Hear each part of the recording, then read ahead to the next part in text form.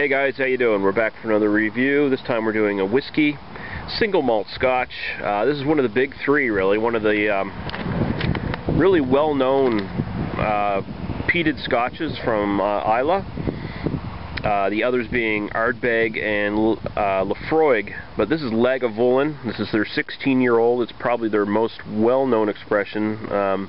This one actually is not cask strength. It's only 43% alcohol by volume, 86 proof. It is chill filtered, and there may be some caramel coloring in it. So you can pretty much instantly tell by those details that this is their much more common one. This is the one they try to sell to more consumers. Whereas their 12-year-old is actually their cask strength. So with, you know, no chill filtering and no added color as far as I know. So interesting. Anyway, yeah, so this, like I said, this is a 16-year-old. Lagavulin was founded in 1816, but apparently illegal distillation had been going on since about 1742, as far as records going back show, and might even be a bit older than that.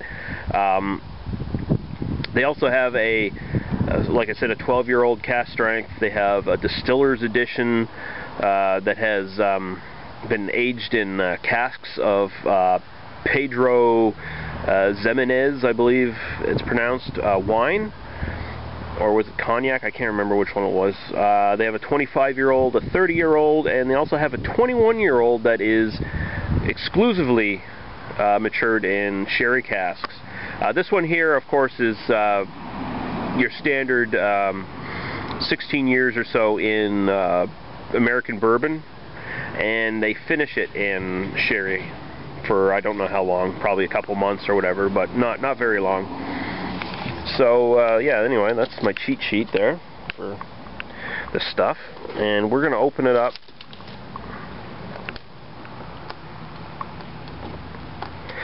Now I gotta say, I will get into the price of this later on. I have a little note to say about that, so I won't give you the price right off hand. That should be enough right there. Alright, so yeah, you can see it is fairly dark. I'd say it's you know, a nice amber, dark golden color.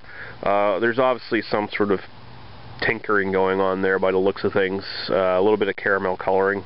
Unfortunate, but you know, from what I understand, it doesn't actually interfere with the taste at all.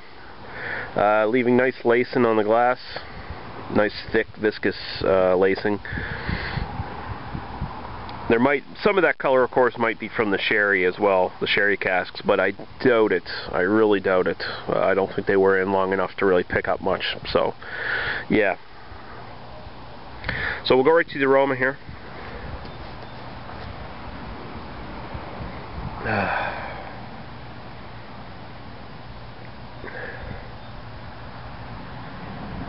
Now this drink has gotten a lot more media attention lately. I guess there's a show, Parks and Recreation or something like that, that has a character who's quite well known. You see him pop up in internet memes and stuff all the time, called Ron Swanson, and this is his favorite drink. So apparently the popularity of this has gone up quite a bit since his character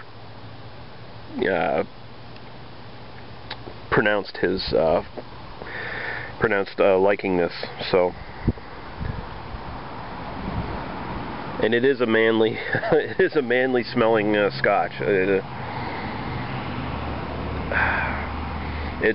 think this probably has the biggest, for me, from what I can tell, the biggest peat waft of all of the big peated scotches. Like this, the peat attack on this is very big and very direct.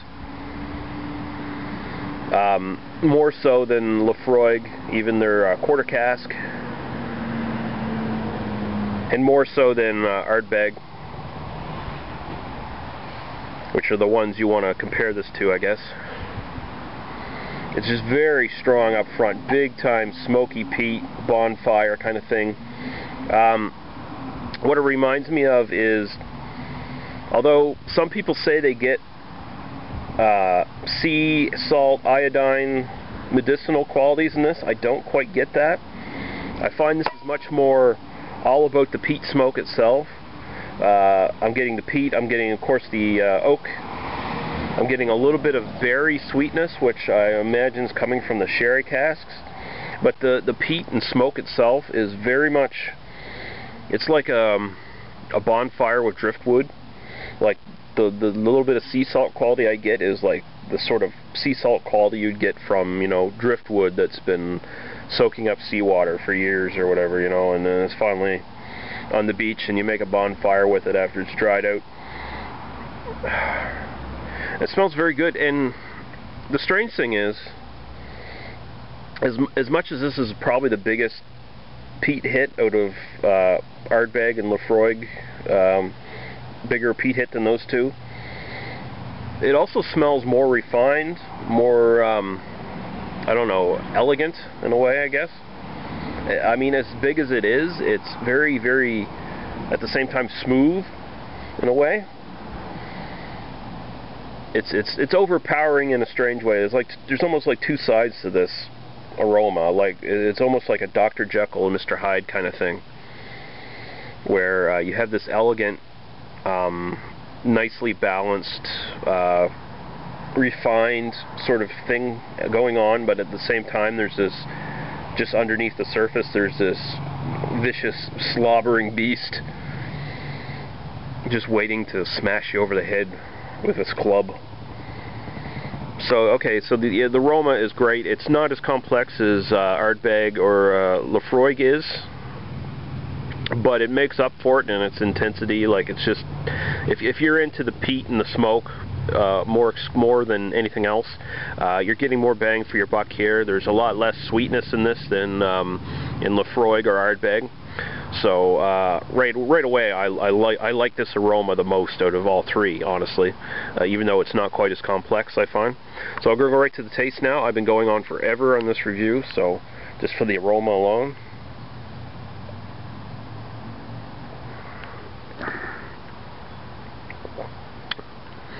Oh yeah, just big time smoke.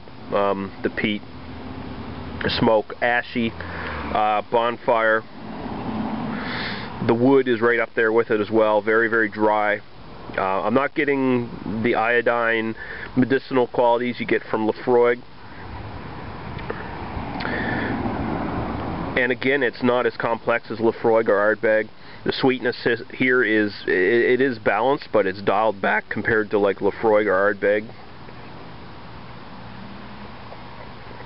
And again, what sweetness is there? It's berries, dried dark fruit, and then it fades away very quickly. It's very much dominated by the peat smoke. Like the peat is just, it just coats the entire mouth. The finish on this, I gotta say, this is probably the longest finish I've ever had on a Scotch. It is intensely lingering. You feel like it feels like after smoking like a really good cigar or something along those lines. It's just that smoky, that ashy, that nice. It is probably the most satisfying finish I've ever had on a Scotch, quite honestly. I mean, there's a lot to be said for, you know, the more complex Scotches out there, and don't get me wrong, this is a complex Scotch. It's just compared to its contemporaries from Islay, it's not necessarily the most complex, but the finish on this is just totally worthwhile. It is absolutely great. Just really good. Just the oak and the ash, the peat, the smoke, it all just combines very, very nicely. Again, there's two sides to it. It's incredibly elegant, refined, well balanced, smooth, and at the same time it's brutish. It's big. It's lumbering. It's you know, it's sitting on your shoulder, looking down on you. It's very big. A lot of weight to it. the body itself of the entire whiskey is fairly thick and just about viscous. It's very upper medium to full bodied.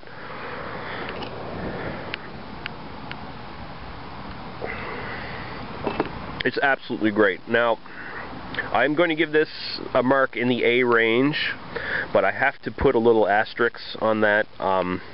It is overpriced. It is vastly overpriced, even for its quality. I mean, quite frankly, even though this is not cask strength and it's caramel colored, which caramel coloring really is just more of a pet peeve than anything else, because it's not affecting the taste really. It's just a compromise that the actual distillery is made in order to make their, in their minds, their product more commercially viable by having consistent color for each, separate batch, because you can have variances when you don't have any extra coloring added in, right? Putting those things aside, this is still for me probably just overall taste and finish wise, aroma wise, even though it's not as complex. Again, I keep saying that, even though it's not as complex, it's probably my favorite Islay at this point, just to drink. I still cannot give it like I would give like Laphroaig or Ardbeg. They would be getting A's, A pluses, somewhere in that line. I have to give this an A minus, and that is based solely on the price. The price is fucking ridiculous. I had to pay $119 Canadian to buy this. That is beyond ridiculous. The alcohol is lower. It is, it's not cask strength. It's not as complex a whiskey as Laphroaig or Ardbeg, and Laphroaig and Ardbeg run from $70 to $80 sort of range Canadian, and for this to be basically $30, $40 more expensive is downright ridiculous. I don't care if it's 16 years old. It is not worth that sort of money as far as I'm concerned, and that's the kind of thing that would stop me from buying another bottle unless I come into some more extra cash laying around like I did this time around. That's the only reason I managed to get this bottle, is because I had my tax rebate or whatever, so I had some extra cash to put towards it. But if I don't have that, if that's not the situation I'm in at the moment, then there's no way I'd be able to buy another bottle of this, because I just can't justify dropping $119 of money that could be better well spent somewhere else on this bottle of this. So that knocks it down a bit for me, honestly. I had this conversation with Terry Kay on our White and McKay collab review about price, how price usually doesn't affect my rating unless it's really, really egregious like this. This should be no more than $80 Canadian, honestly. It really should not be any more expensive than that, but it is, and that's unfortunate. And so my final rating is going to be an A minus for the Lagavulin 16. Don't get me wrong, it's a world-class Scotch. It is fantastic. This is the one out of the big three that if you really love your peaty, smoky tastes and flavors, you don't want as much sweetness, you don't need as much complexity, you don't want as big of a maritime sea salt iodine medicinal character to it, then this is the one you want to gravitate to. This is fantastic stuff, but because of the price point, I'm giving it an A minus. But other than that, well worth getting if you can afford it. If you can find it cheaper somewhere else, most likely you can. You might feel a bit better about shelling out the money for it, and if you can do that, I can just say I envy you, because I wish I could buy it at your price, but I can't. So, alright guys, I've gone on 14 minutes, but I think this Scotch is actually worth it. So thanks for sticking around if you watched the whole review, and we'll see you guys later. Bye bye.